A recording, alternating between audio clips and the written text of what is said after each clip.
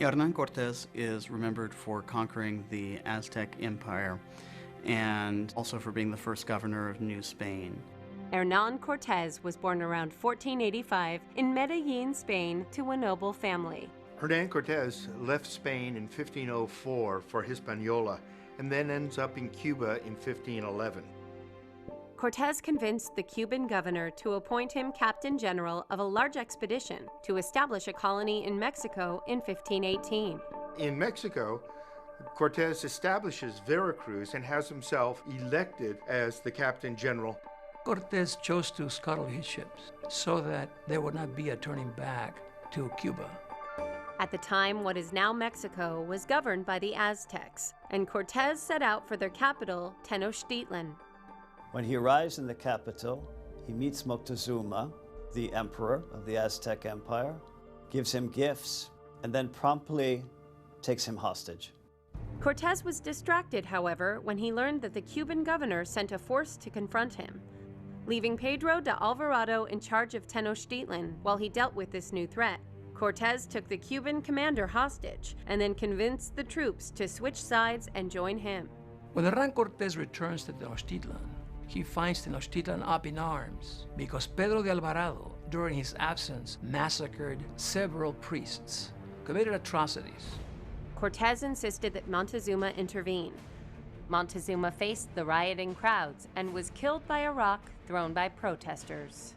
The Spanish are then driven from the city with considerable losses in what is called the Noche Triste, or sad night. And Cortés then is forced to regroup.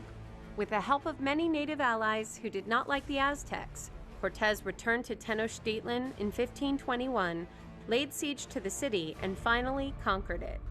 In 1523, Cortés is named the Captain General of New Spain and Governor of Mexico. Eventually, Cortés returned to exploring. He traveled through Central America and discovered California. In 1541, he retired to his estate in Sevilla, Spain, and died on December 2nd, 1547. Cortés's legacy is a complex one. On one hand, he is the conqueror of Mexico. He brought and extended the Spanish Empire, but from the indigenous point of view, he was a mass murderer. Conquering the Aztec Empire led to the destruction of one of the greatest civilizations that was known in the world at that time. Pizarro conquered the Incan Empire and is really responsible for the expansion of Spanish dominion into the western side of South America. Spanish conquistador and explorer Francisco Pizarro was born in Trujillo, Spain in 1474. Coming from an impoverished family with few prospects, Pizarro traveled to Hispaniola to seek his fortune in the New World. In the early years, Francisco Pizarro gained experience and befriended Núñez de Balboa, who set out in an expedition in 1513, which ended up with the European discovery of the Pacific Ocean. After his travels with Balboa, he settled in Panama City, where he became quite wealthy. Hearing rumors of vast Inca riches in South America, Pizarro became partners with Diego de Almagro and began a series of explorations to search for them. Pizarro made 3 expeditions to Peru. On the first expedition, was largely not successful. On the second expedition, they managed to acquire 3 Incan youths, whom Pizarro trained as translators. Pizarro then sailed to Spain to secure a promise from King Charles V to make him governor of any new territories he might discover. Returning to Peru in 1530, Pizarro found the Incans embroiled in a civil war, as well as suffering from the first major epidemic of smallpox. Pizarro took advantage of the situation to move directly to Cajamarca, where one of the kings, Atahualpa, resided. Pizarro takes him prisoner and demands ransom, that a room about 22 feet by 17 be filled with gold and silver. Atahualpa keeps his promise. Pizarro takes no chances. He orders the execution of Atahualpa. Pizarro consolidated his control of the Inca Empire with the conquest of Cuzco in 1533, and then founded what is today Lima, the capital of Peru. After the conquest of the Incan Empire, Pizarro and Almagro fell out. This resulted in a series of battles between the two sides. Eventually, Almagro was captured. Pizarro's brother ordered the execution of Diego de Almagro. Almagro's family retaliated by having Pizarro himself assassinated. Francisco Pizarro, governor of Peru and Marquis of New Castile, was assassinated June 1541. Pizarro came from poverty. He was illiterate. He was illegitimate. And yet, because of all the possibilities in the new world, he rose to richness and fame. Juan Ponce de Leon was born around 1474 in Spain. Ponce de Leon grew up to be a conquistador, which is a Spanish soldier.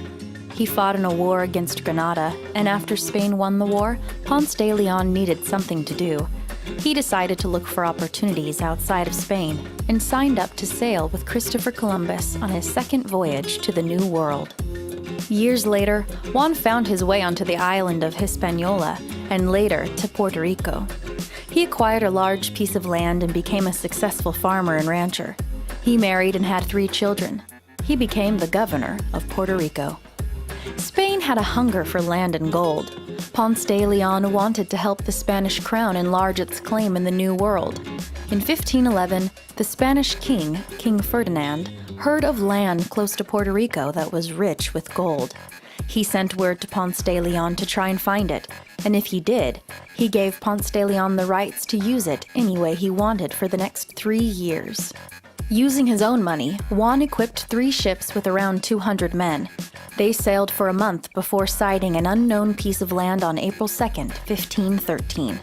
Ponce de Leon named it La Florida because it was the Easter season, which the Spanish call Pascua Florida, or Festival of Flowers. They continued to travel down the Florida coast and returned to Puerto Rico in February of 1514. In 1521, Ponce de Leon organized another expedition to Florida, this time to bring people to colonize or settle the area. He and the colonists were attacked by local native Indians. Juan Ponce de Leon was shot with a poisoned arrow and died from the wound shortly after. Today, he is remembered as a governor of Puerto Rico and the first man to officially discover the state of Florida.